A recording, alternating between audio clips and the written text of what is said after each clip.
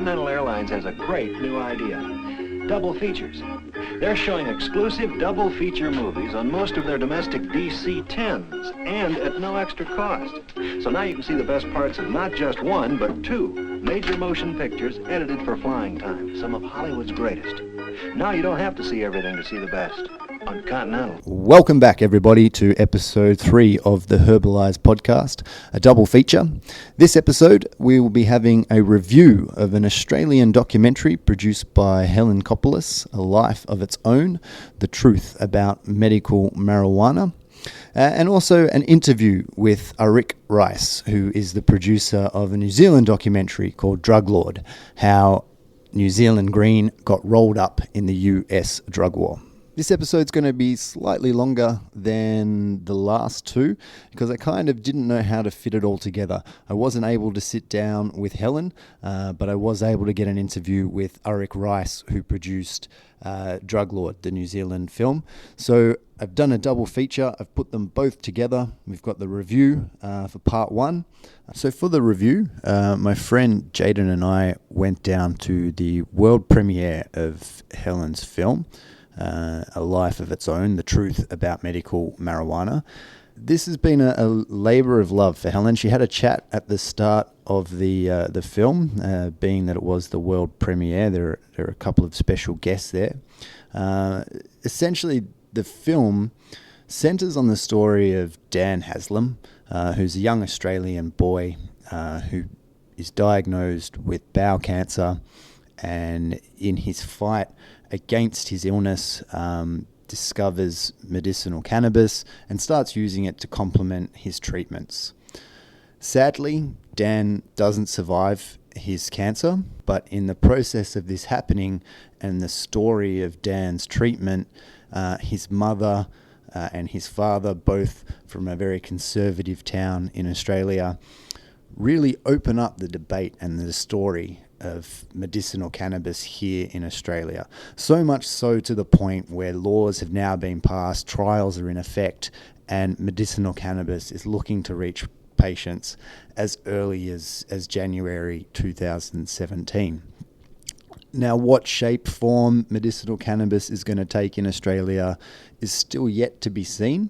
It's looking to be moving, sadly, away from whole plant therapies, but at the end of the day, if medicine is getting to sick people and it's helping them, then that is always a good thing. In producing this film, Helen ended up $200,000 in debt. She produced it on her own. You know, it's a real triumph to her. She's done it very well. I'll include some links on how you can find information about the film, including a great interview on 3AW that I highly recommend checking out, and you'll get a lot of the ideas for Helen's motivation in producing the film. I'll have a quick chat to you in between part 1 and part 2, and then all the housekeeping, the shout outs, and what's coming up in future episodes will be done at the end of the episode. So make sure you stay tuned all the way through. But for now, here's Jaden and I giving our review of Helen Kapalos' film, A Life of Its Own, The Truth About Medical Marijuana. All right, so I'm here with Jaden. Jaden's a friend of mine. How long have we known each other for, Jaden? Oh, we've probably known each other for probably about 4 or 5 years. Yeah, something like that. Something like that. Yeah. We've been playing jiu-jitsu together. We're both jiu-jitsu students, and we went together to go see this film, A Life of Its Own, which is by Helen Kapalos. It was a cool film. I'll give you a quick rundown, and Jaden and I are just going to kind of tell you guys, we're going to do a bit of a review on what happened. Yeah, keep it cool, keep it relaxed. So I guess it's a film about medicinal cannabis, and it's an Australian produced film, and right off the bat, you know it's an Australian film if you're from Australia, because it's got that format, yeah, hasn't it? like a current That's affairs, 60 minutes-y sort of format. Totally, like you're very familiar with it, and I guess that was probably one of the things that, for me personally, irked me a little bit, but I totally see the benefits of it. Yeah, I mean, I had reservations with its format until after when we sort of chatted about it, and we sort of discussed, you know, that particularly that film wasn't sort of designed for us, in a sense that it wasn't designed for the already sort of believers in medical cannabis. Yeah. It was more sort of,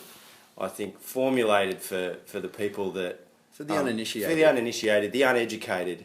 It presented a format that they understood, and it presented the information in a very, you know, clear way, but with a little bit of an emotive background to it, with that whole story of Dan. Yeah, the film centres very much on the story of Dan Haslam, who was a young Australian cancer patient who, because of the medicinal laws or lack of medicinal cannabis laws in Australia, was using cannabis to aid his treatment, and doing so illegally. Now, he came from a very conservative town, Tamworth, which is in rural New South Wales. New South Wales, yeah. I think his father was a ex. Yeah, his dad was a cop.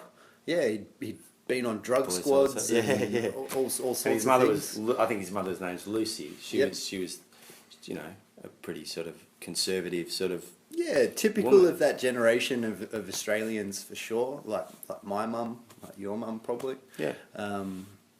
So, you know, it centered on the story of Dan and him being diagnosed with bowel cancer at a young age in his mid-20s, and during his chemotherapy treatments turning to cannabis and discovering that, you know, it gave him an appetite, it allowed him to sleep, and it was just a great complementary treatment to what he was undergoing with the regular medicine.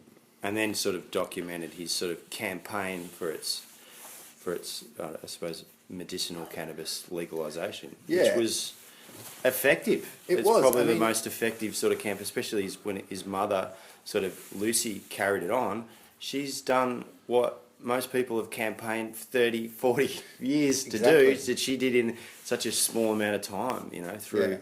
I know they did was it Get Up? They did a Get Up campaign, a petition for that. Yeah. You know, people listened. They did, and I guess it was in Lucy telling her story that she met Helen, who, you know, was working for one of those Today Tonight type places here in Australia, and Helen became, you know, quite engaged with the story, and that's what led to her making this film. She actually self-funded this film, which is a pretty amazing. I think she actually admitted, I mean, at the start when she gave her speech, that she was quite ignorant to the sort of totally whole, and was even slightly sort of probably prejudiced towards it. Definitely, So, and indeed at the start of the film mentions that as well. So she focuses very much on that story of those guys fighting for medicinal cannabis, and that's very much the 60 Minutes feel of how it's presented. But she goes to a place that, you know, not a lot of cannabis documentaries go to. Quite often we're presented with the model that's unfolding in Canada or in different states within the US. But Helen went over to, you know, one of the original medicinal marijuana countries, and that's Israel, where they've been doing amazing research. Where they discovered THC. Exactly, yeah. Exactly. Professor Raphael, I'm going to butcher this. Yeah, Mechoulam. I don't know. Mechoulam. No doubt those of you in the cannabis community will be aware of the professor's work. He discovered THC, he discovered CBD, and in fact a whole range of different cannabinoids, and discovered the cannabinoid itself. And I think he was one of the discoverers of the endocannabinoid system. Yeah. So I mean, he's and in the film he talks about, you know, his early research, which has been going on for decades, being funded by the US through grant proposals and stuff like that, and they were very, you know, non-invasive about what he was doing. He submitted his applications, they gave the funding, and he did the work. And you know, she had access to a bunch of people from over there in Israel, and it was a really interesting spin to take the film in. Yeah, and how also, you know, how it's used over there as well. You know, it's used in, you know, not only palliative care, but like you know, with young children. You know, like it's not just a small group of diseases that they deal with over there. It's a really large scale thing. It's a large scale thing. With, yeah. You know, to the point where the government even subsidise it for PTSD. I think they're the only government that subsidises it for any condition, but it is only specifically PTSD. And in Israel, I'm sure there are a few people that are on subsidised medicine. And you meet a few people in Israel that have various different conditions like you do in Australia. It's not just the story of Dan. We focus on, you know, all the different benefits and positive effects that cannabis, you know, has for the world. Yeah. But I mean, it is going to be interesting to see what happens. I know Helen's working on a second film at the moment, because I mean, you know, the sad ending to the story is that Dan passes away, but in the wake of that, some amazing shifts happen around the country within Australia, because his story becomes like a snowball.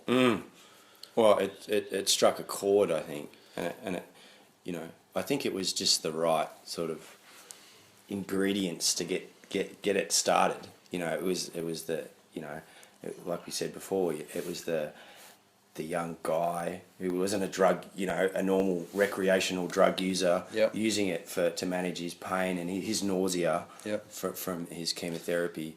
You know, and his parents, you know, from a small town. Yeah, and the whole town rallied behind them as well, which was a big thing as well. And I think that was the, you know, the overall feeling of that documentary, is that you can't really disagree with any of that. Like, if you have compassion for another human being, you know, if you want to alleviate someone's suffering, how can you say that? How can you be against it? Sure, you can be against recreational use for whatever moral or ethical reasons that you have, but when it comes to a medicinal product like cannabis that alleviates someone's nausea or stops someone's epilepsy, there's not many arguments against it. Yeah, it's because of that, it's a great film for Australia, like for the conservative, you know, Australian family to watch and look and be exposed to medicinal cannabis through, you know, people that are known, like Helen Kapalos. She's a well-respected journalist in Australia, and through stories that, you know, are emotional and engaging. You can't turn a blind eye to them. No.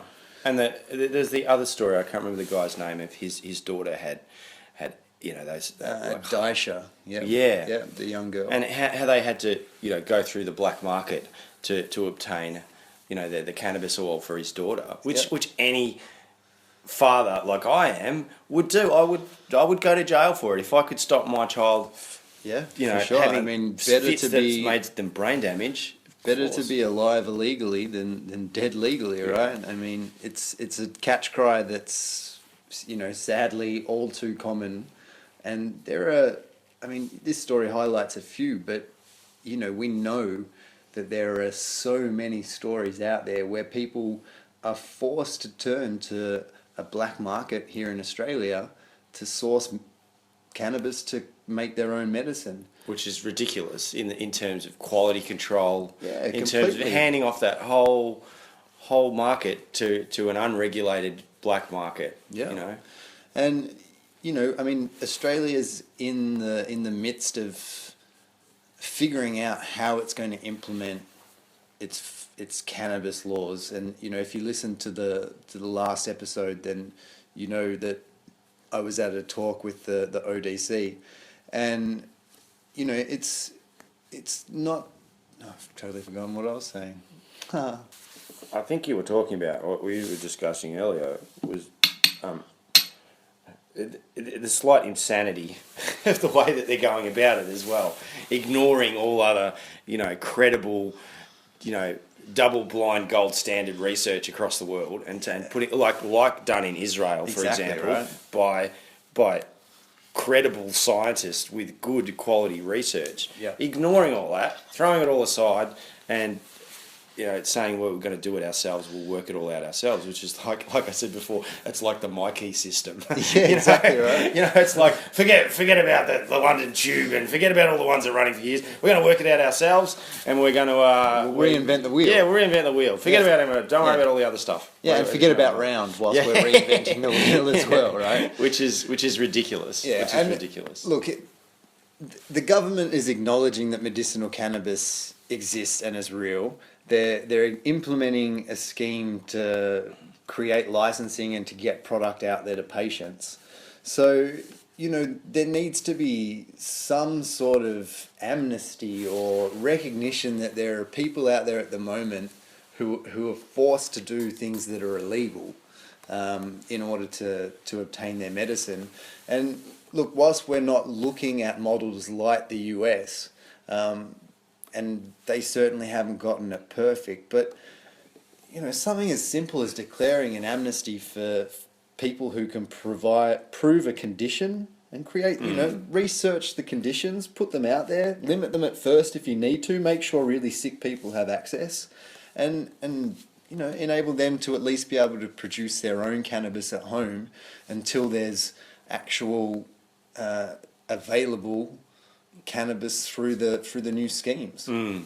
Yeah, that makes sense, but I don't know. It's not, I suppose it's just politics holding it back, isn't it? Politics and stigma as well. I mean, lots of conservative Australia just still looks at smoking dope as being a really dirty and nasty thing. Yeah, and that's where we've got to have that sort of paradigm shift away from that, like I was saying in that book that I read, reading that Steve D'Angelo, the Cannabis Manifesto, and looking away from cannabis as a medicinal product and looking away from it as a recreational, but looking at it as a wellness product. Yeah, something. Yeah, I like that.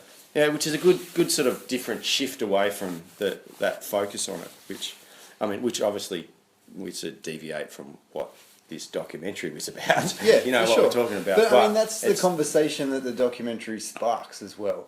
Yeah. And that's what's important, is that this conversation is going to start being had not just between people like you and me who don't need to be converted, right? We both understand that medicinal cannabis works. We've both been exposed to it in different ways and shapes and forms.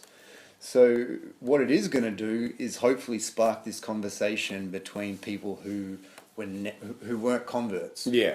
And they're going to start looking at it and looking at the little old lady down the road who might, use medicinal cannabis to ease her arthritis, and start to understand. And then in turn, that little old lady doesn't need to keep, the big bad secret that, she uses cannabis. Yeah. And there's the people that would, that are the, inverted commas, law-abiding citizens that won't take cannabis, even medicinally, because it's illegal, and they've been told by society and everyone not to use it because so they're the people that will benefit from it. And instead they're on a spectrum of, a whole range of different pharmaceutical products where, they could get potentially off some of those and...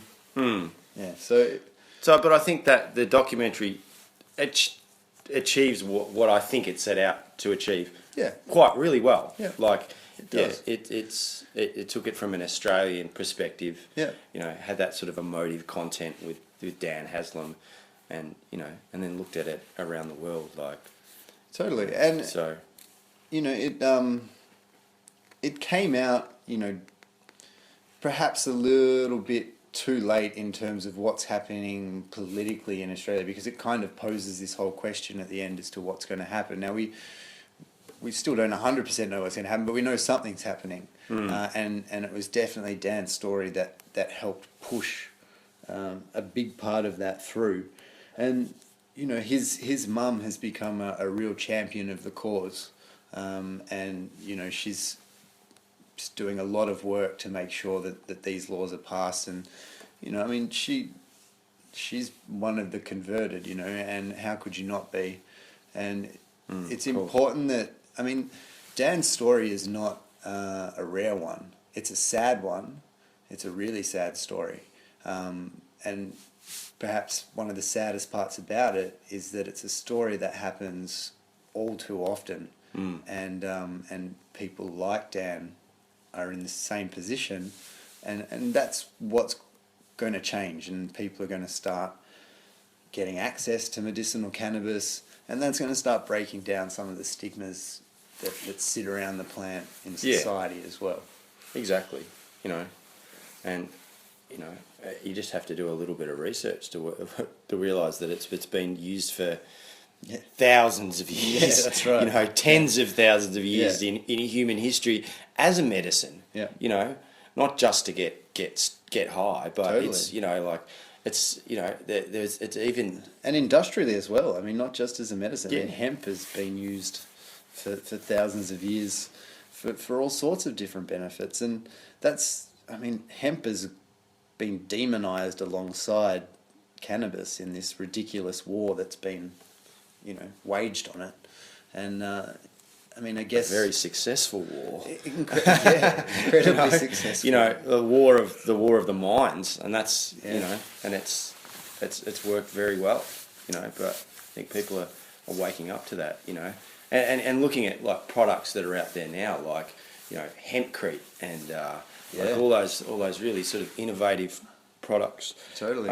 That are used in the sort of construction industry, which is it's just makes sense. Yeah, and hopefully, we'll start to see the scope of the laws open up for more of that kind of thing, because at the moment it's not as promising for that, but it's nothing's set in concrete at the moment either. And, it's all going to change. Yeah, I think it's it's not a tsunami in Australia of change. It's more of a little bubbling, tide that's moving through, but it's moving. But then again, like you said before, what's happened in the last 12, 18 months is almost a tsunami. Yeah, you're right. To what's happened in 30 years of previous cannabis lobbying. But then it's sort of, blocked off by government bureaucracy and that's where the Australia part of it takes over. It's such a nanny state that there's got to be so many ticks and checks and balances and forms and filled out, and that was ever present, so obvious at the talks that I was at the other day with the ODC as to how much regulation is going to be put into applying for license, which is obviously understandable. And regulation's not always a bad thing. No, it's not. It's like there needs to be some. Again, in that book by Steve D'Angelo, he was one of those sort of early. So he runs Herbalized, which is in Oakland, I think. Yeah, and he was one of the first guys to open up a dispensary, and in those early days of the dispensary, when it wasn't regulated, they were all yelling out for regulation. To get rid of the. I remember one time, 2009 or 2000. It was a trip I was in the States, and I remember a hot topic in California on the news was that dispensaries were trying to pay more tax. California was really broke at the time, and they were trying to lobby the government to hey, we're already paying tax for this and, regular business tax, but why don't you consider a special tax for us so we're paying you even more money? And that was, all in the hopes of legitimizing themselves a little bit more within the community. So, it's... Yeah. It's sort of a double-edged sword, isn't it? Regulation, one it can get bogged down in sort of bureaucracy. On the other hand, it legitimizes it. Yeah, it does. And it makes it sort of. Yeah, California's an interesting model to always look at because they have legal medicinal cannabis, but it's so grey how the laws around that fall out. And this year, it's more than likely they're going to switch to recreational. So a lot more regulation will start to come into the medicinal industry, because there are definitely, if you adhere it's strictly to the laws of the land in California, which do vary a little bit from county to county, but you'd be pretty hard pressed to find farms that are 100% compliant with all of those laws. That's because that's not a reflection of the farmers, it's a reflection of the laws being so vague and conflicting and grey areas that people exploit that. and there are definitely people that exploit it as well. But there are people that try and do the best they can, but they just simply can't 100% guarantee that they are, because it's almost impossible to interpret.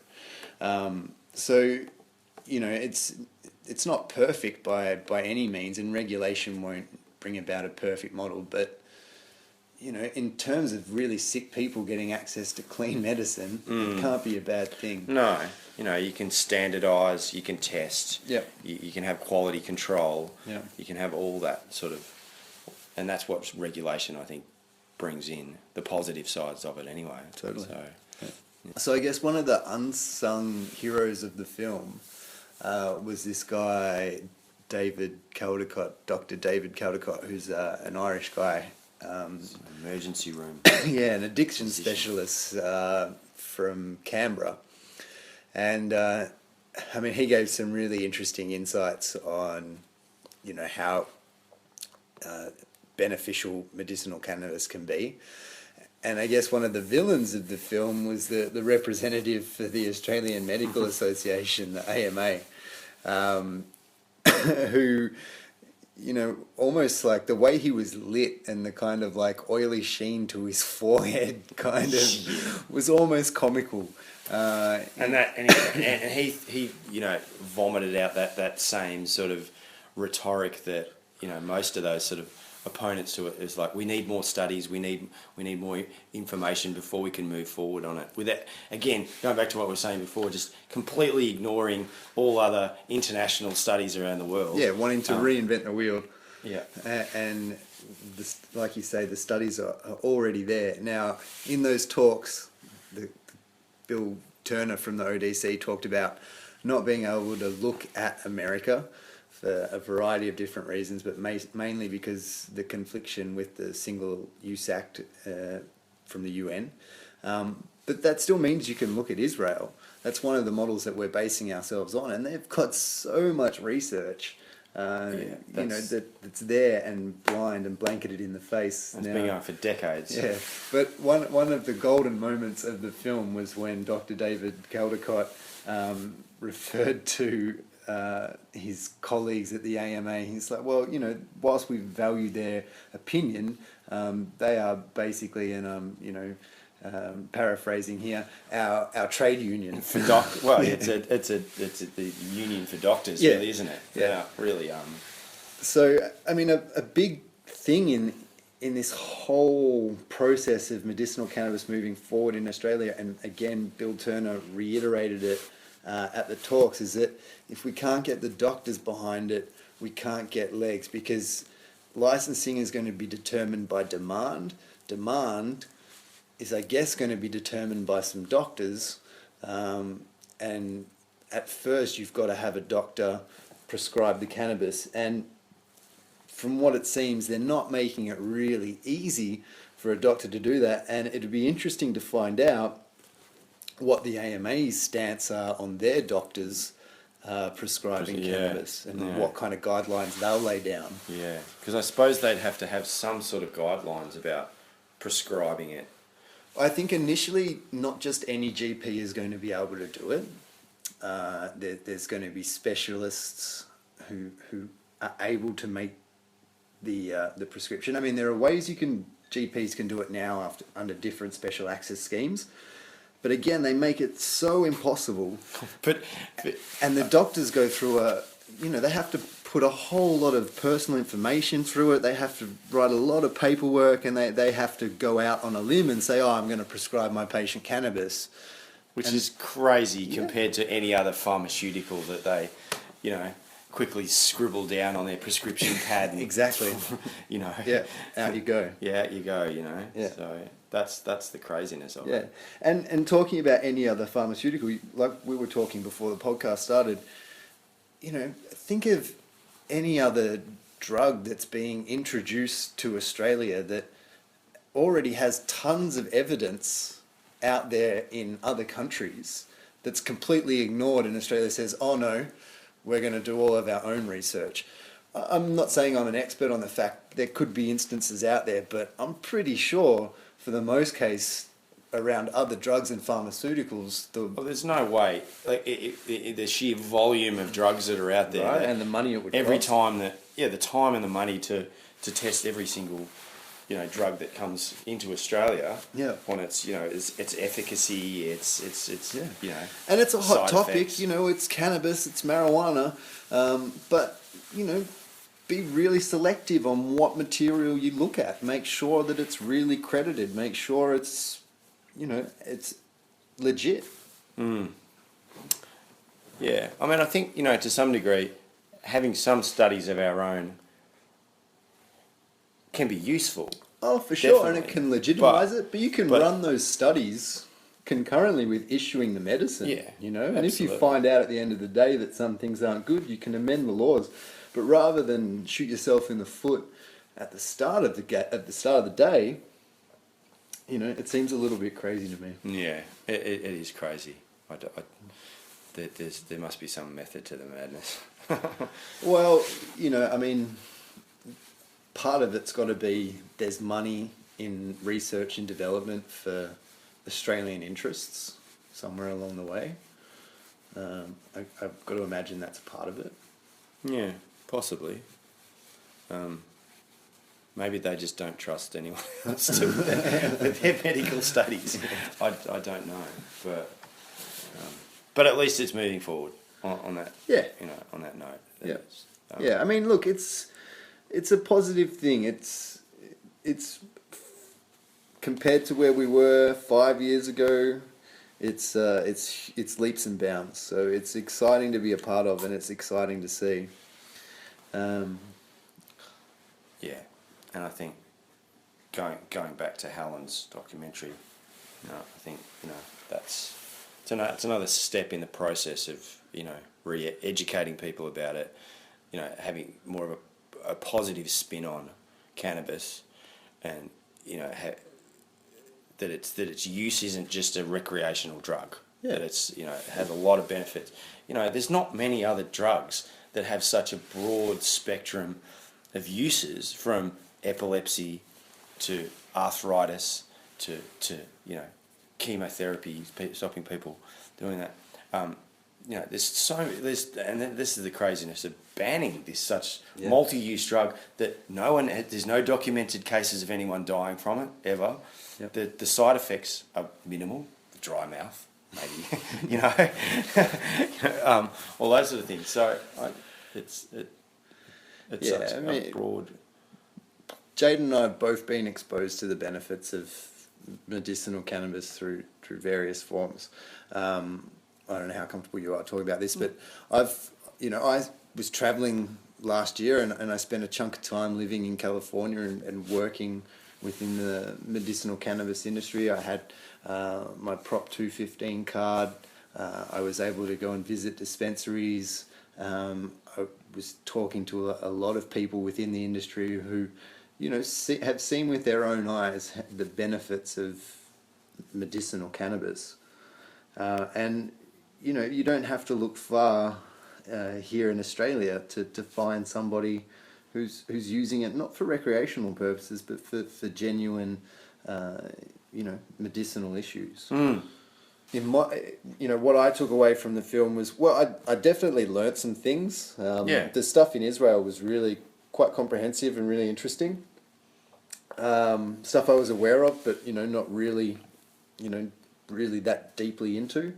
There were nice little tidbits to take off from it that I found. Like, even, you know, we both, you know, are relatively educated on the subject, and, you know, my initial at the start was like, I'm not going to probably get a lot out of this from the start, you know, which was probably maybe a little bit arrogant in a sense, but But I did get a lot out of it. I found, and the story itself as well. Yeah, it's a nice story. It's emotional. It draws you into the sort of emotional content of it, and gives you that. She's sort of good at what she does. Yeah, it's a well spun. It's a well. Yeah. It's a good story. In being good at what she's done, she hasn't really stepped outside of her comfort zone in creating a medicinal marijuana documentary that's, cutting edge and really different. She's done what she does really well. And what she does really well is really, really available and really easily digestible to the broader Australian public. Yeah, it's unpretentious in a way. Yeah, that's a really good way to describe it. It's an unpretentious, informative and, emotive sort of story that it tells. And like we were saying before, it is biased. Yeah, it's as totally much as you biased. Say. It's not a news article, that's not biased. It's pushing a point, and I think it pushes it gently. Yeah. It gives you, the human element, the human story behind it, and also presents those sort of medical facts about it. It gives the little body and tells you about the endocannabinoid system. Totally, yeah. So it sort of educates you, and look, I think I think there are going to be a lot of... The more I thought about it, the more I liked it. Yeah, definitely. Like it was sort of a bit hard to warm up to it at the start. Yeah. And I think once we warmed up to it and saw what it was about, like it's because it's unpretentious. Yeah. You can warm to it, totally. The story, and let it sort of take you where it wants you to take you. Yeah, and I can totally see it, up in Australian living rooms around the country, opening up some really interesting debates and having people looking up and going, oh, well, maybe medicinal cannabis is actually a really good thing. Yeah, I mean, and that's what, like we said before, is that it's pretty hard to disagree with that point of view, as much as you might disagree with the recreational side of it. Yeah, I mean, it's undeniable, and the story is told really well, and Helen's done a really good job. Yeah, I commend her for it. I think it told a story that needed to be told. Yep. There's that whole Dan Haslam sort of story, and that whole change that took place in Australia. I think that needed to be told. Yeah. And it was told in the right format for the people that we think need to hear it. Yeah, exactly. So look, stay tuned. We'll let you know how you can go out there and see it, and definitely get out there and see it. Cool. Jaden, thanks for coming in, man. Pleasure. Thank you.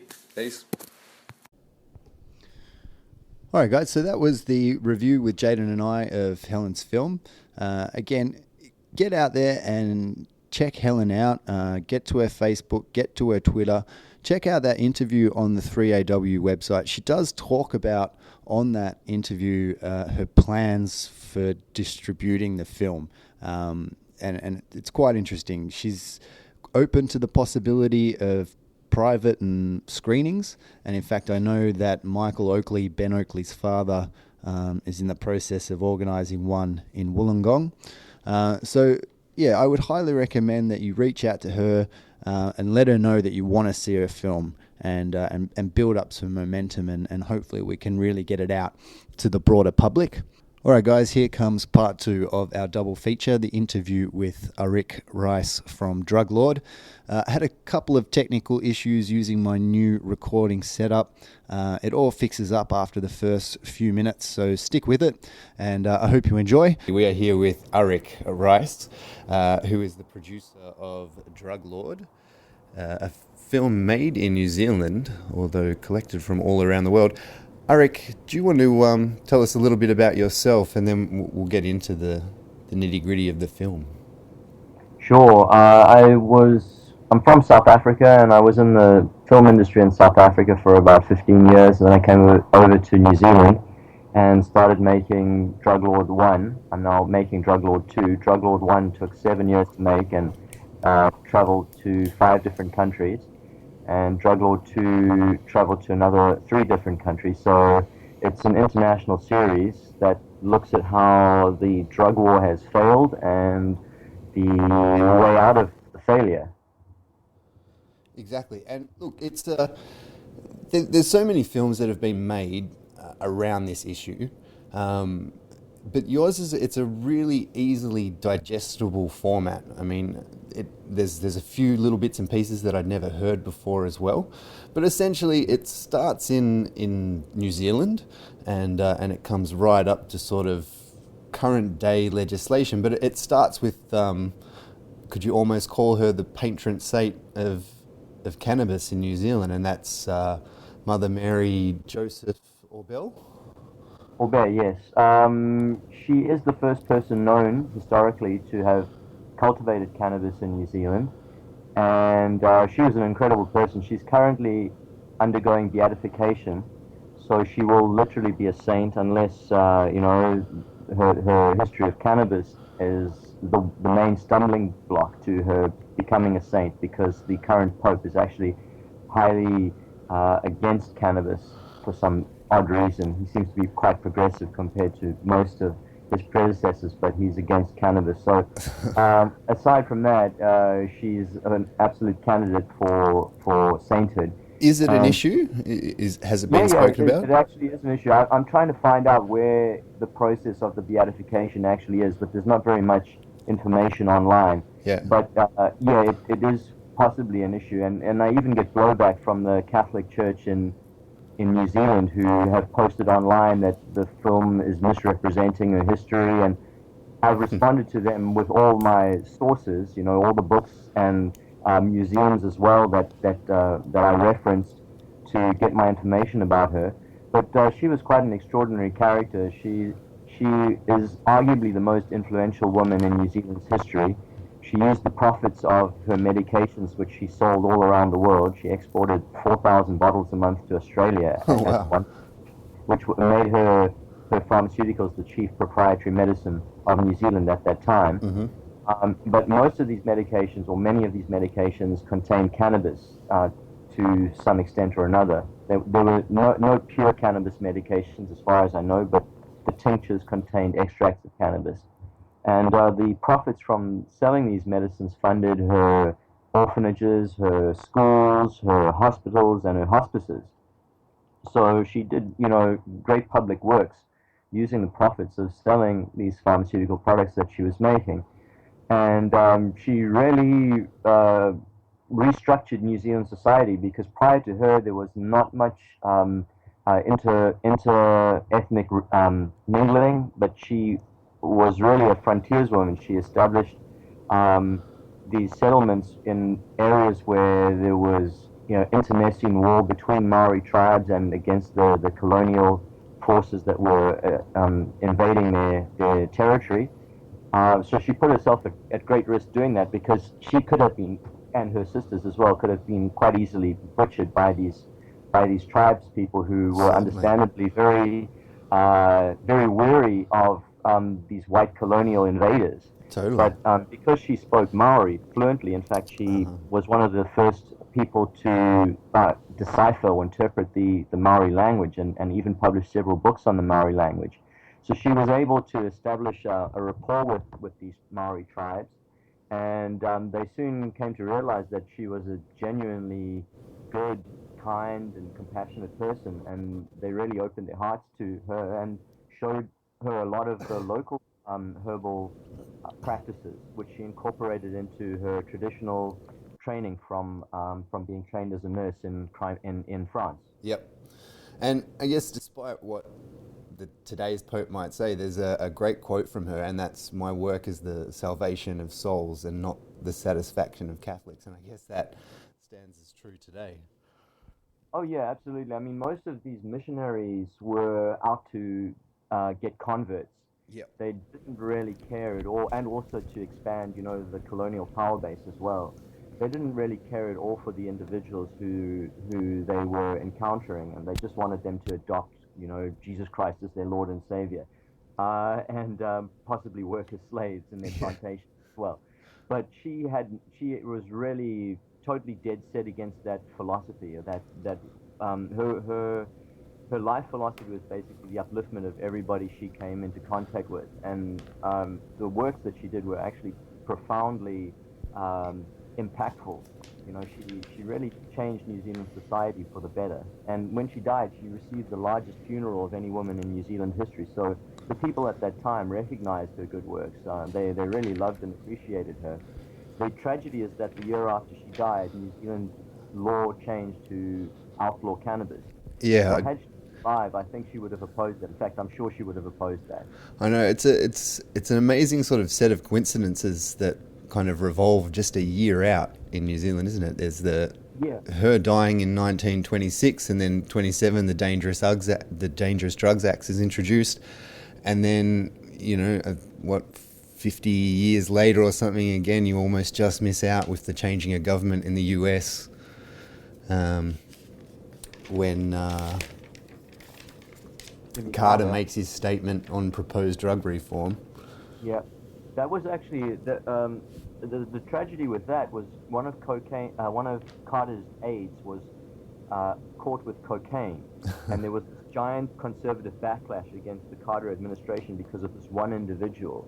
And instead of just writing it out, Carter then decided, oh no, I'm going to lose too much support. I'm being seen as soft on drugs and crime, and he about-faced on his drug reforms. Yep. So it was truly a lost opportunity. But the whole way through the U.S.'s anti-drug, drug war policies that they've been acting up, New Zealand has been in lockstep with that and has been directly and indirectly influenced by U.S. policy, as I guess Australia has as well, although I'm not certainly too sure about the history of Australia. Yeah, I think very closely when you watch your film, it could certainly take place in Australia to many degrees. I mean, the drinking culture is very similar here as well. I guess we don't have a figure like Mother Mary historically that's kind of has some, significance historically, that's been a proponent for cannabis. But yeah, I mean, very similar, I would say. And, currently we're looking at these new medicinal marijuana laws here in Australia. What's the current scheme of things in New Zealand? Well, we have an Associate Minister of Health named Peter Dunn here. He's one of my favourites in the film.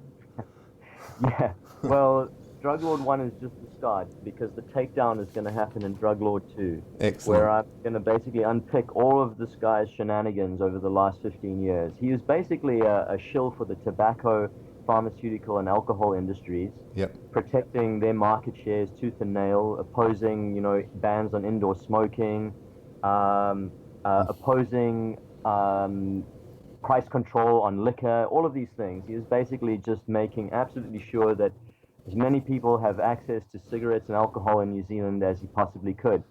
And then he adopted the mantle of the pharmaceutical industry as well, basically protecting their market shares.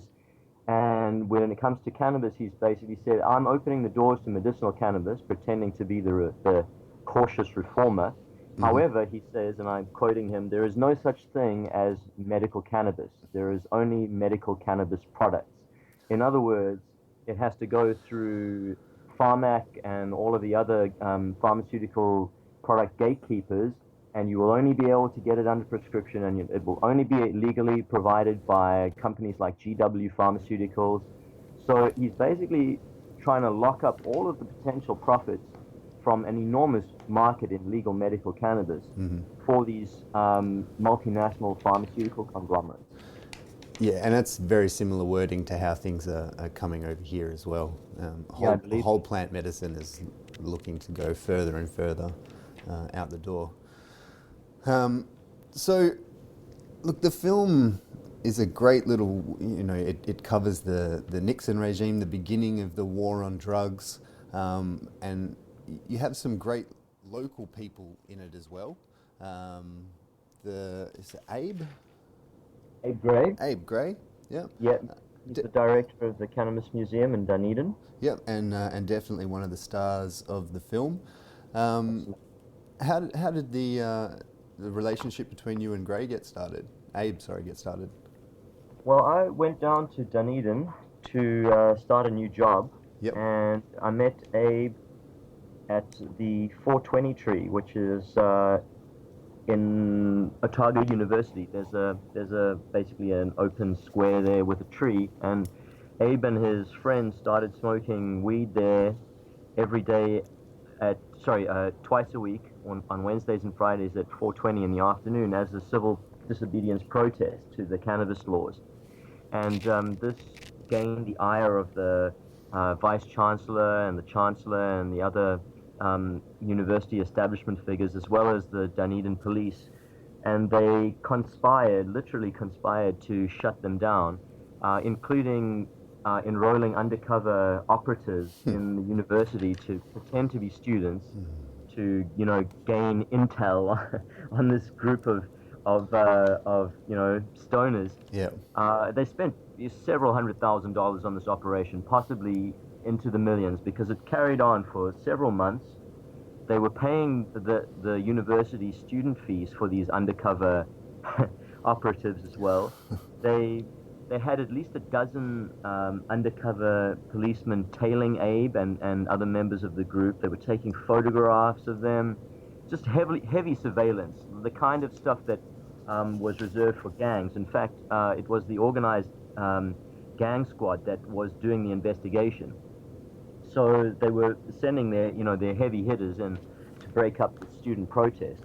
And at the end of the day, they pounced on Abe and arrested him for 2 grams of weed, and he just fought for months and months and months in court to basically get his point across. And eventually the judge decided that Abe was in fact right and dismissed the charges. So it was a small victory, but a significant one. For sure. And Abe wanted, this small story, it's not a gigantic story, it's not a world-changing story, but he wanted it to have a documentary. So I began working on a small documentary, and then I realized, well, there's all of these extensions to the story, and more people were coming forward to speak to me, some quite important people like Professor David Nutt. Mm-hmm. And I thought, well, if all of these important people want to be heard, and I want to make a film about this, let me make the film a bit longer. And after a few years, I realized I had enough material to do a trilogy. So I cut back on several hours of the footage that I had originally edited into the film to cut it down to 100 minutes. Yep. And split it up into 10 parts because it's pretty dense. So it's actually a series. It's actually a 10-part series. Yep. And the sequel will be a 5-part series, which we will hopefully get on television sometime in the future. Excellent. Well, we're looking forward to that. Now, you mentioned Professor David Nutt. He is another standout in the film. So he's obviously got an English background, and I guess, England have some different, between Australia, New Zealand and England, we're all very fairly similar, and cannabis laws are all tied into the same sort of problems, like the Single Use Act and things like that. He was a really fascinating guy, and more than happy to kind of really put his thing out there. He seems to be a bit of a thorn in the side of a few political people in New Zealand, perhaps. Yes, he is. He was once, and in the UK as well, he was once the chief advisor to the UK government on drugs policy, and he kept on disagreeing with everything that they were saying because he was basing his opinions on very rigorous scientific research. And of course, we know that the drug laws are absolutely unscientific. There's not a drop of science involved in writing up the drug laws, because if there were, alcohol and tobacco would be heavily restricted and cannabis would be less restricted because of their comparative dangers. So he was saying this over and over, and eventually the UK government fired him and tried to discredit him, but many other scientists resigned in response to his being fired in protest. They resigned in protest. And subsequently, Time magazine said that he is the most influential psychiatrist in the world. When they had this list of 100 influential people from 100 different fields, and in the field of psychiatry, David Nutt was actually nominated as the most influential. So he's gone on. He's established an independent research group, which still issues statements in opposition to the government. But he's no longer an official employee of the UK government because of his truth-telling to power. Yep. And he he tells a really interesting story, or brings the use of cannabis in a European context, and how traditionally it's just never been there. We were built up historically around an alcohol-based society where other societies had access to cannabis from very early on. And, Correct. you know, I guess that it's a kind of obvious thing in a lot of ways, but until it's pointed out, or certainly for me, it was a kind of, light bulb moment. I was like, yeah, that really does make a lot of sense. When you see some of the societies today that are more free with their use of cannabis, it's something that they've had access to for such a long time. True, but in a lot of these countries, the cannabis use has actually been eroded by alcohol use because of the colonization of these countries. For example, in India, cannabis used to be very prevalent, and now it's kind of seen as a fringe thing, even though it's part of their religion. It's deeply ingrained in their religion. But the use of it is not as common as the use of alcohol. And in some places, it's actually frowned on. I saw a documentary where, they interviewed all of these villagers who had developed basically an alcoholic culture, not just an alcohol culture, but an alcoholic culture. And they were asking them about, well, what do you think of cannabis, which was a traditional drug in those parts of India. Yep. And they were very critical of it. So it just goes to show how much Western colonization has actually perverted traditional drug use in most of the world. Yeah, and I guess certainly back then it was even more threatening to the European way of life in terms of being out there, spreading the word of God and all those kind of things. Because you can look to South America and things like ayahuasca and other sort of psychedelic drugs that were suppressed along the way as well. It's an interesting idea that if you could watch the outstretch of colonialism and how it sort of brought down local, not just cannabis, but all forms of local drugs and what have you. Oh, absolutely. Well, my theory is that the drugs that Western society favors, principally being alcohol and tobacco, although tobacco is sort of frowned upon nowadays, but during the 20th century, those were definitely the two most popular drugs in Western cultures. Those are and caffeine as well. Yeah. Those are the triumvirate of Western drugs, essentially, or Western favored drugs. Those kind of are, well, caffeine and tobacco are drugs that favor productivity because they're stimulants. They make you more alert, they make you more active. And then, so you're smoking and cigarettes throughout the course of the day and drinking coffee to, get through, your working day. And then you go to the pub after work, or even have beersies at work, which we used to do at some of the offices that I worked, to of taper down. At the end of the day, you need your depressant to relax and bring yourself down. So it's kind of like a drug cycle of caffeine and tobacco stimulants during the day, and then after hours it's alcohol, and on weekends it's alcohol. Yep. And that just gets repeated day in, day out, day in, day out. And if you look at the non-Western drug model, it's more drugs for connectivity with nature or ritual, things like ayahuasca, drugs for enlightenment, for mind expansion, for soul reconnection, all of these non-productive none of it fits in with the ideas, work. Not only are you not going to be productive while you're under the influence of these drugs, you're not going to be manufacturing at the factory very effectively, but you're also going to be questioning why you're at the factory in the first place. Yeah. And that is actually poses a significant threat to the Western economic model. Imagine if everybody had free access to psychedelics. I'd say millions, if not more, hundreds of millions of people would fundamentally question what they're doing and whether or not there's any reason for them to be going to work the next day. So that kind of philosophical thinking has to be suppressed. You can't have free thinking individuals in a capitalist society. It doesn't work. free-thinking people won't be capitalists. They'll oppose capitalism. There's no bridge between capitalism and entheogenic drugs. But capitalism, I believe, is founded on the Western drugs. You know, the wheels of productivity are oiled by coffee and oiled by tobacco to a certain extent. Totally, and they're the biggest fighters as their ship is kind of sinking as well. They're the ones throwing all the money into it. Absolutely. I mean, they're the ones who are funding, and the alcohol industry as well, are the ones funding legalization initiatives. They know that it will erode their market shares. Of course. And, you know, here's something I learned yesterday. The Auckland City Council is heavily invested to the tune of $320 million in British American tobacco.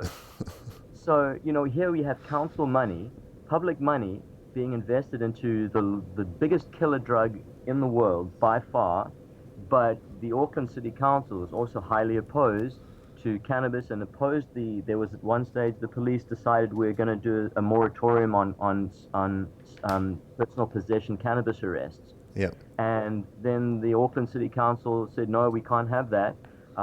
Keep arresting people. And so that moratorium was very short-lived, and they've gone back to having the highest arrest rate in the entire world in New Zealand. Yeah, So, that was something that really struck me during that film. So it's the highest arrest rate for cannabis use in the world. Correct. And you have the highest rate of teen use as well, and incarceration. We have the highest rates of teen use. Yep. We're jostling for pole position with a number of other countries, including Australia, for the highest rates of personal use across the general population. But when it comes to teenagers, New Zealand has the highest rates of cannabis use. In terms of the numbers of people incarcerated, I don't know how it compares to the US. I think the US incarcerates a greater proportion of its population for cannabis. Yep. Because they have over 50% of their prisoners are there for drug offenses. But I don't know what percentage of that is there for cannabis. For cannabis specifically. But more than half of the prisoners in the United States are there for drug infractions. In New Zealand, 10%, just under 10% of prisoners are there for cannabis only. So I'm not exactly sure who's number one there, who has that, you know, inauspicious pole position. Yeah. But I mean, all of these numbers are you know, very frightening.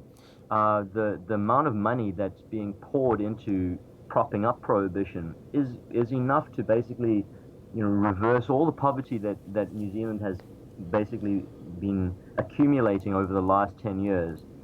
Overnight, you could reallocate all that money to housing, to schools, to food programs, all of these things. Basically, poverty can be eradicated with the drug law budgets easily, several times over.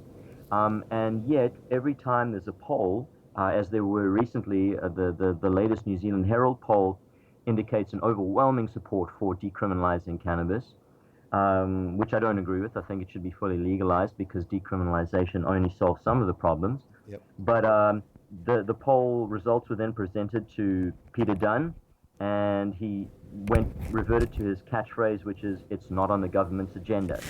You know, so basically they can just kick the can down the road. They can ignore it.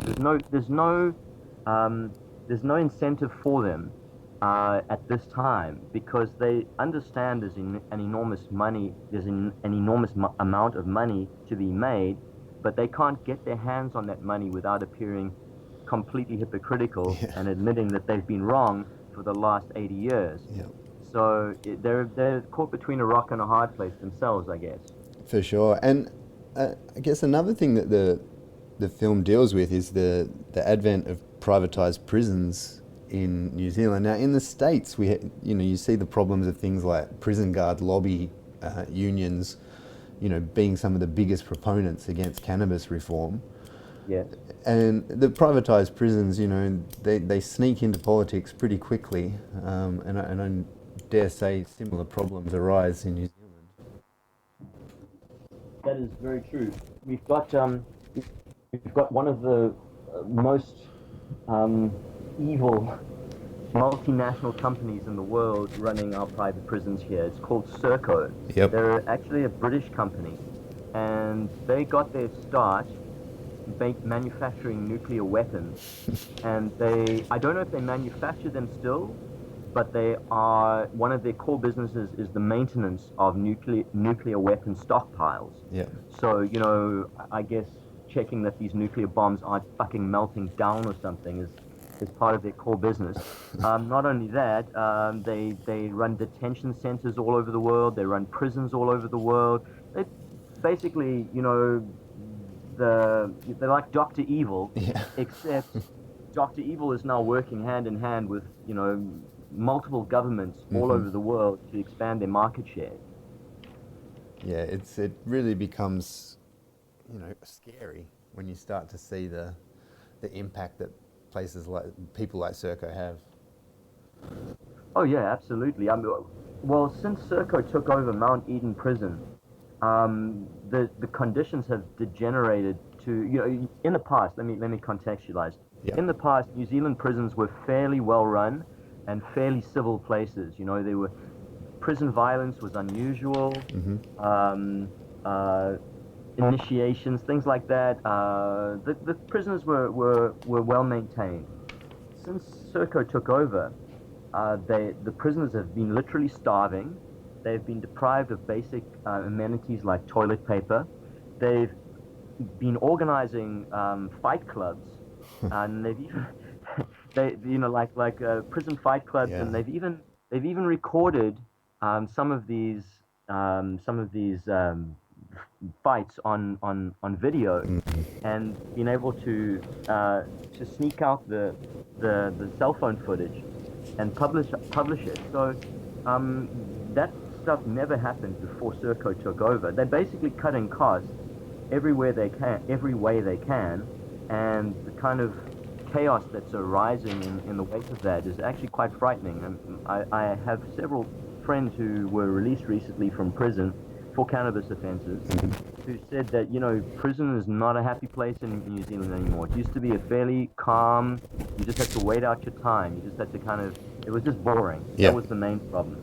It was punishment through boredom. Yep. Now your life is in danger. You can get thrown over a balcony, kicked down the stairs. You can get shanked, basically because they're cutting costs. They're firing guards. They're using fewer guards to keep control over the places. It's just basically coming apart at the seams, and it never used to be like that. Well, once it's about money, it's you know, it's always going to be downhill from there. And I guess it rings home one of Abe Gray's quotes from the film, and I had a good chuckle when he said that. And the most harmful thing about cannabis is that it's legal. That's absolutely true. And it's such a simple statement, but you know, it's so obvious, but it really is the only dangerous thing about it.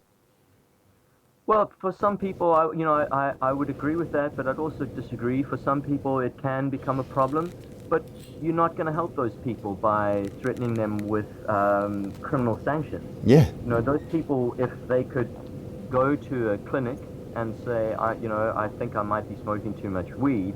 What can you do for me? Oh, well, yeah, we have this program, and there's no punishment. There shouldn't be a punishment. You don't punish an alcoholic who presents with problems. Yeah, exactly. You don't punish. You don't put him in prison. He's not going to get treatment in prison. You put him on, unfortunately, a 12-step program, which is a bit stupid, but you put him on a program to basically wean him off the source. Yep. The solution for cannabis and many other drugs is a jail cell. And then what do you learn in jail? You first of all, you can get the drugs in jail. Number one. Yeah. If you can't keep drugs out of jail, how are you going to keep drugs out of the streets? Out of free society, or supposedly free society? Yeah.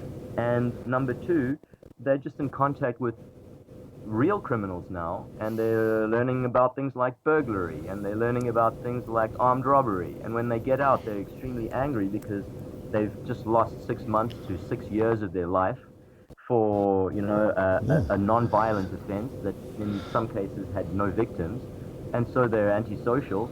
The probability of them actually offending, I won't say reoffending, because I don't think their I don't think they did a crime in the first place, but their probability of offending is extremely high. I believe 75% of ex-prisoners in New Zealand reoffend. Yeah. So, you're not doing society any favors, and it's an enormous cost. You're spending $64 million a year in New Zealand imprisoning cannabis people. So what are you achieving there? Yeah, and I guess that parallels with, aside from jail, if you're forced to access the black market for your cannabis, be you recreational or for medicine, you're then forced to interact with people who don't just sell cannabis and who aren't there strictly to make sure that you're feeling good and well.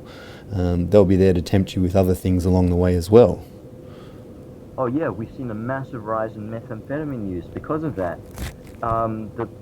What we call tinny houses in New Zealand, where you could traditionally buy little 20 bags of weed, those things are now almost exclusively in the meth business, because meth has got a much higher profit margin. It's much easier to manufacture, and the people who begin using it you'll be able to milk them much easier than if they were potheads. You know, they'll become addicted. You don't really get addicted to cannabis. You can go without it, even if you're a daily smoker and you get deprived of it. You're not gonna suck dick in a back alley to get money. Bad night's sleep, you know. Yeah, exactly. But people who need crack, as they call it in New Zealand, ice, I believe they call it in Australia. Yep. They will suck a dick in a bus station to get money and they will stab somebody to rob them to get money to buy more. That doesn't happen with cannabis. So, there's huge knock-on consequences from that particular aspect of prohibition. You know, access to other drugs is provided through the same people, and these are not good people. They don't have your interests at heart. Exactly, and once there's a regulated cannabis market, then all of those problems go out of the window straight away. Largely, yes. You know, you'll always have an underground market for any drug. There's an underground market for cigarettes. There's an underground market for alcohol, but they're tiny. They're insignificant. So, most of the problems, and you also create 20,000 jobs. That's the estimate. Yeah. In New Zealand, you create 20,000 new tax-paying jobs. So it's not just the excise tax from a legal cannabis market that would be an absolute windfall of $300 million a year, according to Eric Crampton, the economics professor that I interviewed. Yep. But you also have 20,000 jobs also paying tax. So the windfall, I don't know how much that would be. There's no calculations on that. But significant, you know, hundreds of millions of dollars from tax revenue just from the jobs created through a legal market. For sure. And then there's things like cannabis tourism and things like that as well. I mean, Jamaica, over the last 12, 18 months or so, have completely changed their cannabis laws to the point where you'll soon be able to arrive on a ship in Negril and pre-order an ounce from a vending machine, and then by the time you get to the beach, it's there ready and waiting for you. Yeah, they've got the vending machines at the airport now in Kingston Town. Yep. So you get off the plane, you pop I don't know what the currency there is. You pop your $20 into the vending machine, and there you go. You don't have to interact with some guy in the township or the favela, whatever they call it. Yeah, totally. So it's much safer, and then the government's getting the revenue instead of someone like Philip Dudu Coke. I don't know if you heard about the mafia boss, whose name is Coke. Yes. It's like that's who you don't want in control of your drug market. Yeah, I mean, he was just recently extradited to the United States for swapping cocaines for guns or something like that. So, whilst you're supplying cannabis on one hand, quite often we know that the black market is involved in other areas as well. Oh yeah, absolutely. I mean, sex trafficking, arms trading, even illegal oil sales. In Colombia, you get the drug cartels taking over oil pipelines. So that just basically empowers them to an extent that they are possibly more powerful than the government with its army and police force themselves. So who's really running Colombia? Who's really running Mexico? Yeah. The drug war is destabilizing entire countries, entire continents, And then you look at a country like Uruguay, which I visited and spoke to the former president and interviewed him for the sequel. Yep. And there you see, oh wait, drug use is declining. Cocaine use specifically is declining. All the attendant crime that goes along with it is declining. And then you go across the border to Argentina, which is still relatively civilized, and you just see, you know, how much worse it is there. So it's a no-brainer. Basically, the powers that be want to keep the profit scheme in place. Totally. Because it's great for selling arms, for creating military programs of eradication and training, and DEA programs for drug testing and surveillance. All of these things basically are part of the power structure. They're not going to give that up very easily. In fact, I don't think they're going to give it up at all. I think in 100 years' time, we'll still be having the same argument about this. I don't think there's going to be much shift. They might shift on cannabis, because cannabis is such a harmless thing relative to tobacco and alcohol. People are understanding that. You can't fool all the people all the time, and that's why these polls in New Zealand are so overwhelmingly supportive of reform. But the other drugs, which, you know, cocaine, heroin, which would be far less harmful if they were controlled by clinics, those things will be, you can take poison. 50 years from now, 100 years from now, there'll still be the drug war around those drugs. But we see it everywhere. I mean, there's the stats around, you know, places like Holland, states in the US that have had medicinal cannabis on the table, places like Uruguay. If it's decriminalized, then you pretty much immediately begin to see decreases in the use. That is true, yeah. You know, it's the forbidden fruit theory, which I think is operating there. If you're denied something, you become interested in it. Why am I not allowed this? Specifically teenagers as well. But I don't agree with decriminalization. You know, if you decriminalize it, you can still get fined, for example. You can still be penalized for it. But why should you be penalized? You're not going to get fined for being drunk, for example, unless you damage some property. There you're not only using a drug, you're abusing a drug. But there's no sanction against it. There's no penalty. Yeah. You know, you can seek treatment without fear, basically. You don't have to hide it. You don't have to walk down the street with it in your pocket. You know, if you've got an open beer, then yes. But if the container is sealed, you don't have to worry, and you can walk into a police station in Uruguay with a half a pound of weed. Yeah. They cannot do a thing about it. You know, you can smoke the weed outside the police station. Yeah. They cannot do a thing about it. Yeah, just like you can walk into a police station with a slab here and drink it right on their front lawn. Oh, really? You can? In certain states, yeah. Oh, yeah, okay, no, fair enough. That's good, because, you know, I think, like, banning things like drinking in public is a bit stupid as well. Certainly. You know, how much power does the state want to basically hoard to itself? You know, how much of day-to-day life, which should be, you know, free, we should be able to drink responsibly in public, you know, so what? If you're going to be irresponsible, then fine, you know, somebody should step in. But, you know, why does the state need to control all of these things? It's basically just power overreach. Yeah, and again, this does come back to the tie into how it's all so interlinked to America's stance, and from that kind of unholy trinity of Hearst, Mellon, and Anslinger versus cannabis, and the legacy that carries on to that today. It's almost like the ultimate, you know, caught with your pants down. But the film, you know, very well covers that whole journey from Nixon and, you know, the interlinkings through the ethanol and the cotton industries.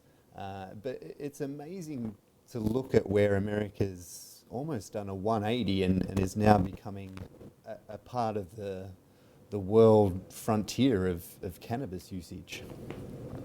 Well, yeah, you know, the progress that they've made in certain states, in Washington State, in Oregon, in Colorado especially, and Washington D.C., it's impressive. But there's still a lot of resistance. You know, there's for example, in Florida.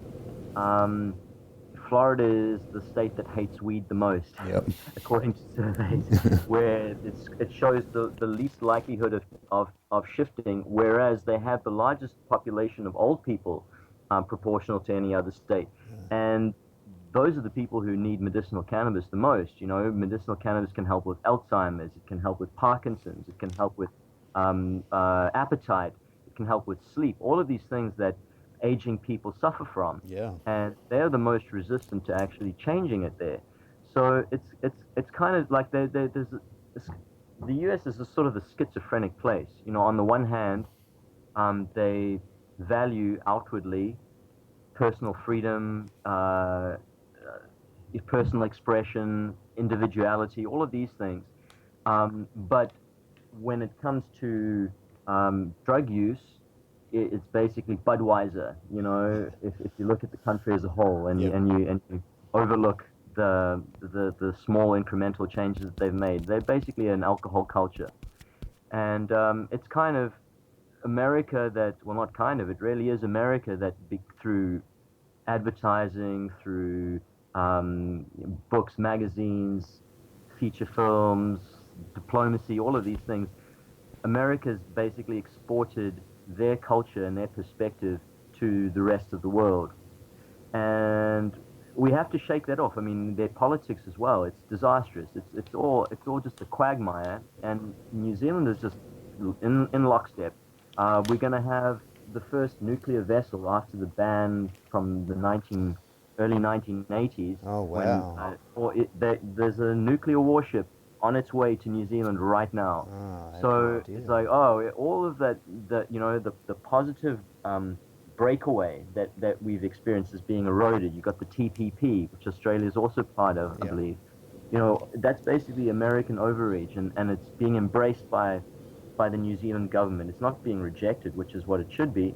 America's, even though they're in a free fall economic decline and social decline as well, they still have this enormous power, and they're not going to be letting go of it anytime soon.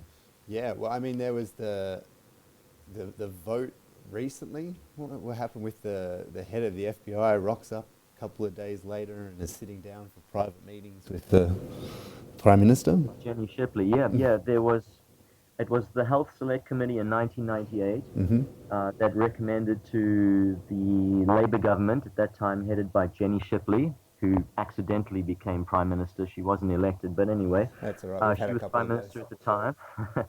She was Prime Minister at the time, and she looked at the Health Select Committee's recommendations and announced publicly that there was going to be some reform around cannabis.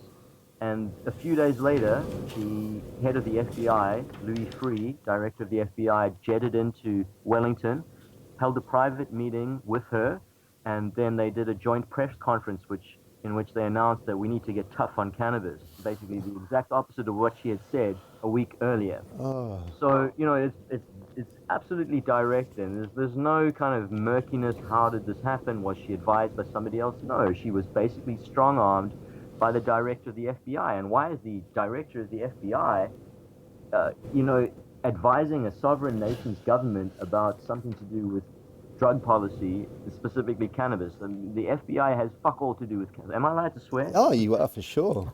Please do, especially about this. Not a family show. But I find it hard to, contain my rage about this. The FBI has fuck all to do with cannabis. They don't enforce cannabis laws. They don't go after cannabis. That's the DEA's purview. So he was basically told by then President Clinton, that's the only way that he would have gotten an instruction to fly to New Zealand and have a meeting with the Prime Minister of New Zealand. Who else is above him to tell him, go and do this? It was Clinton. And now we've got this other, Clinton monstrosity coming in, who's rabidly anti-cannabis. She claims she's inclined towards researching medical cannabis. Yeah, well, it's one of those soft statements where it's, oh, no, I'm on your side. We're going to research. That means nothing. Well, that word medical cannabis just scares me now. Why is that? Well, because it to me, it's starting to less and less imply whole plant therapies. That's how Big Pharma is going to market it. You know. Absolutely. Yeah. Yeah, and also it also basically appears to be a concession when it's just a sidestep. Yeah. You basically that's what Peter Dunn's shtick is. He wants everyone to think of him as the cautious reformer with a common sense solution. That's the little phrase that he always uses, common sense. Yeah. It's common sense. But it's actually not common sense. He's just appropriated that word to describe something which is the opposite of common sense, which is basically sidestepping and consolidating all of the power in the hands of his friends. Yeah. And that's what he calls common sense. But all of that's going to be exposed in the sequel. I hope he sues me. That would be an Oscar if this guy sues me. Is that going to be the name of the third film? I hope he sues me. Possibly. The Peter Dunn segment of the film will be free to view. That's the only part of the film that's going to be free to view for the first couple of years. Yep. In the hope that he gets wind of it, and he has sued people in the past who have been disparaging of him, but that will be free publicity for me. Yes, certainly. So let's talk about number 2. You mentioned three new countries, is it? Yeah. Yep. Uruguay. Yep. Argentina. Mm-hmm. And what was the third one? Israel. Oh, excellent. Cool. Israel have a pretty interesting take on their medicinal cannabis scene over there.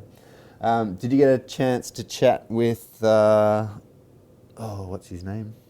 Raphael Mashura. Yes, Raphael, of course. Yes, I had an in-depth interview with him and filmed a lot of the working at his laboratory and his colleagues as well. Excellent. I met several of his team that initially made the discovery of the molecular structure of tetrahydrocannabinol in the 1960s, because they're still working in the same laboratory. For sure, and I believe all funded by US grants back then too. Oh yeah, absolutely.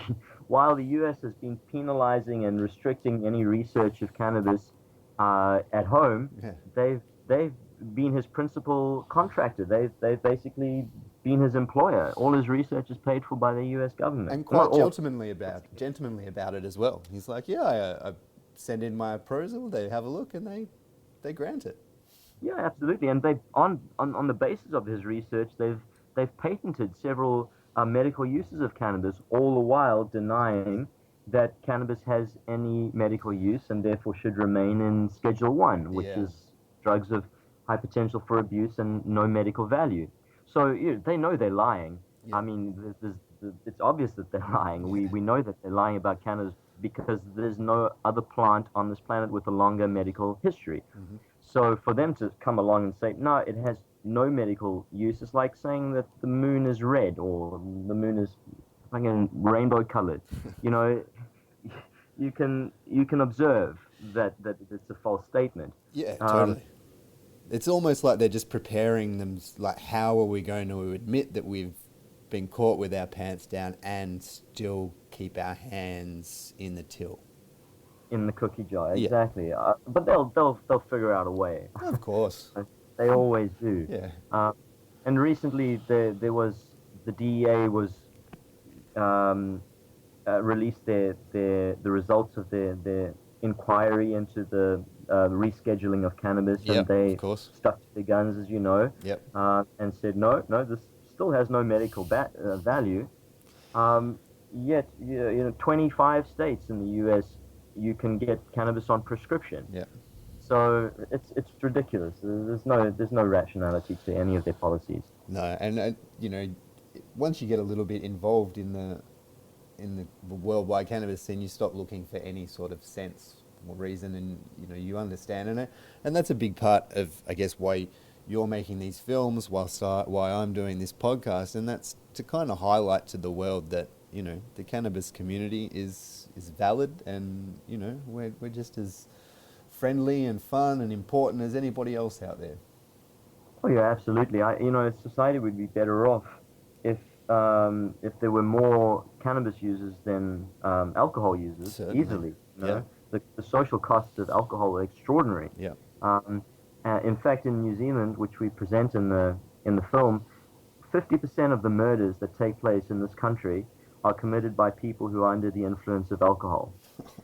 So it turns a normal person into a killer. Yeah.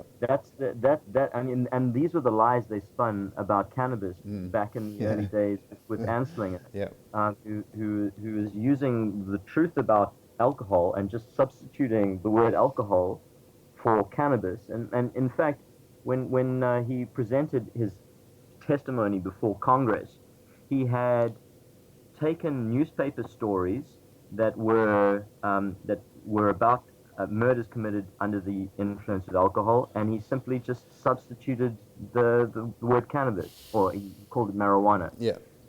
And he was quoting his own planted newspaper stories, basically, which were lies to begin with. He was just an incredible person, wasn't he? Oh, yeah, a complete sociopath. Oh, total. Absolutely no conscience whatsoever. And this is the guy who established the drug policies of the entire world through his position at the UN. Yeah, for the single act.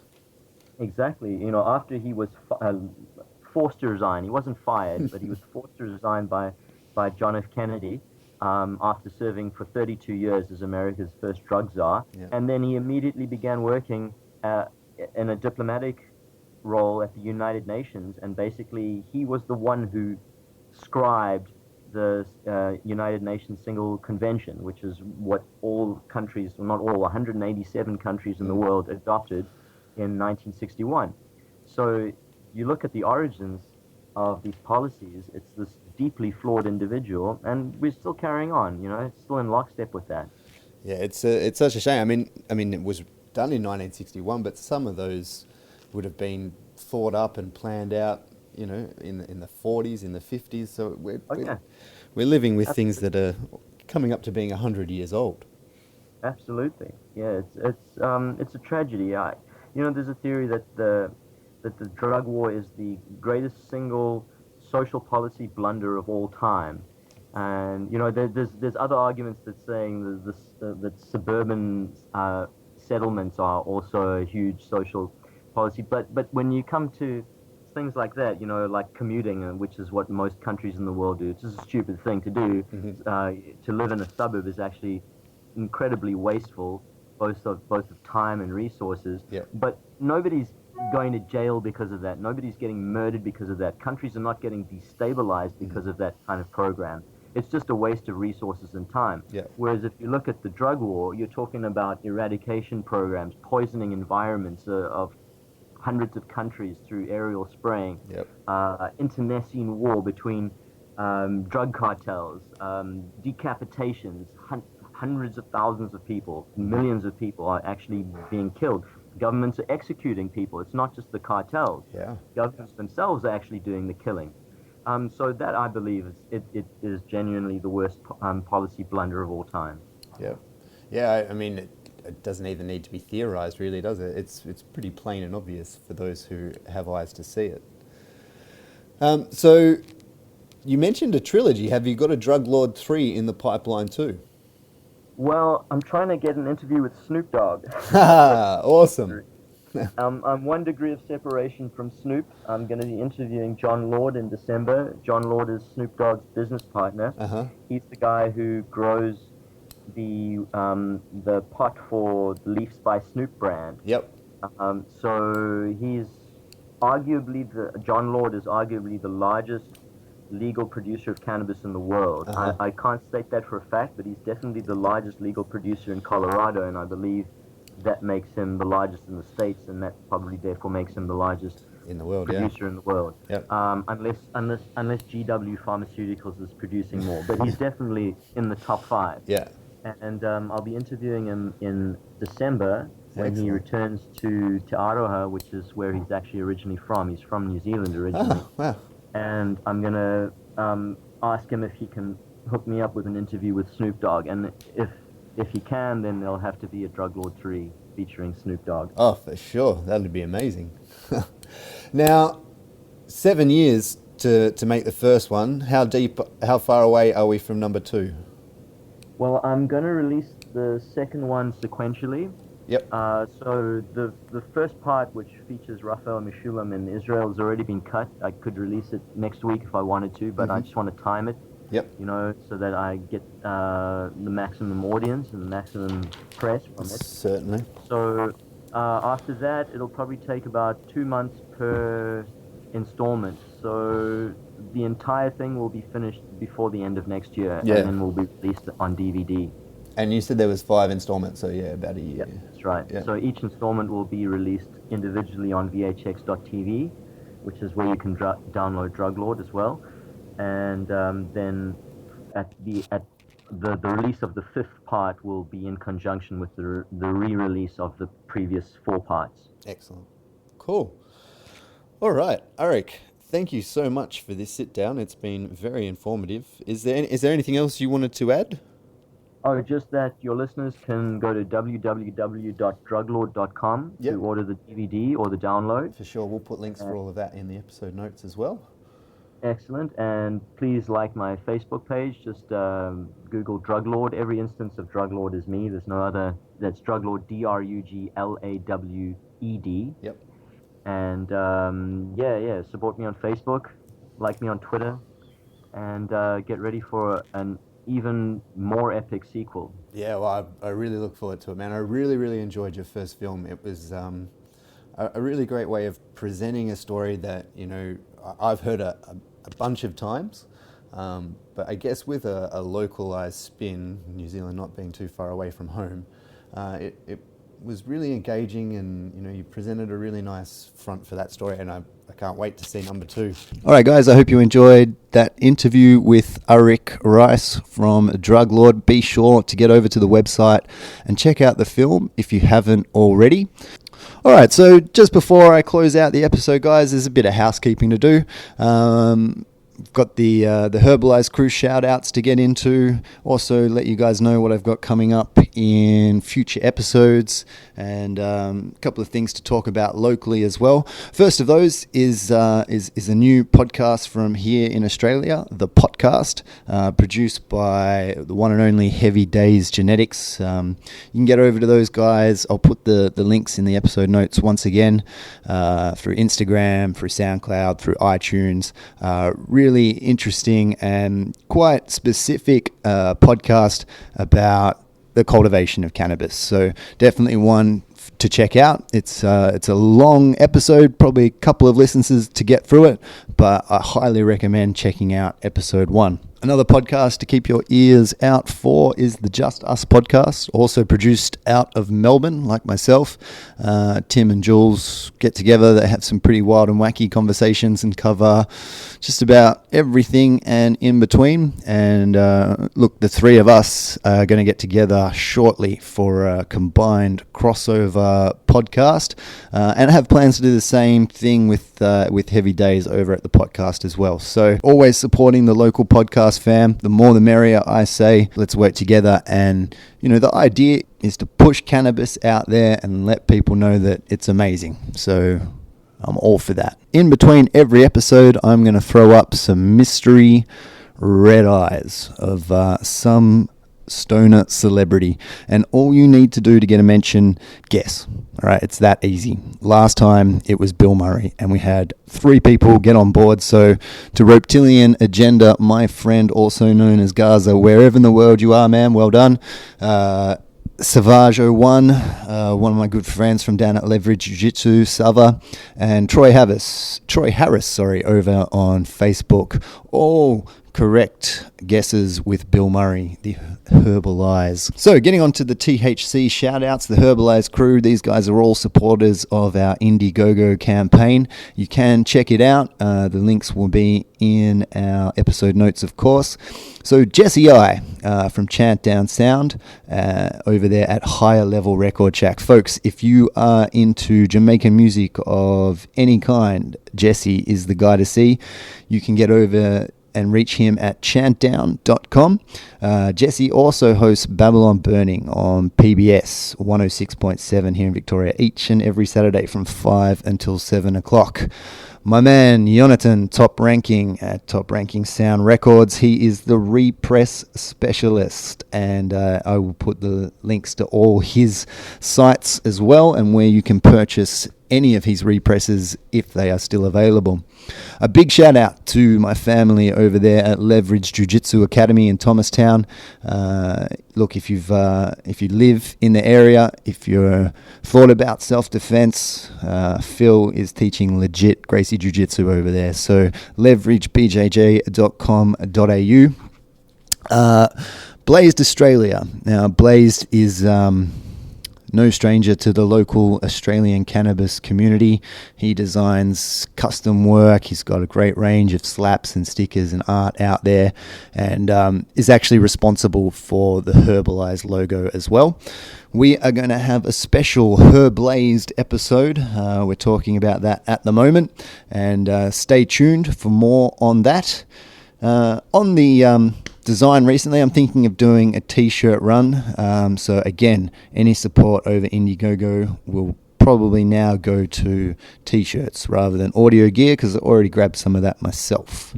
I've also got to mention Quirky Glass. Those guys made a special carb cap for me during the last month. It was a custom order, and I couldn't be more happy. It's amazing.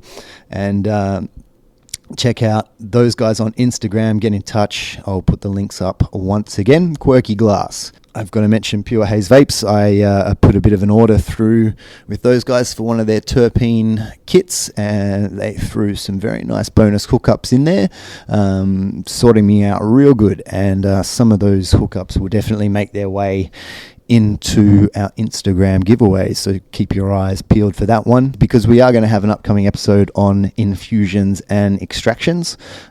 So we'll be talking more about the Pure Haze terpene kit at that stage.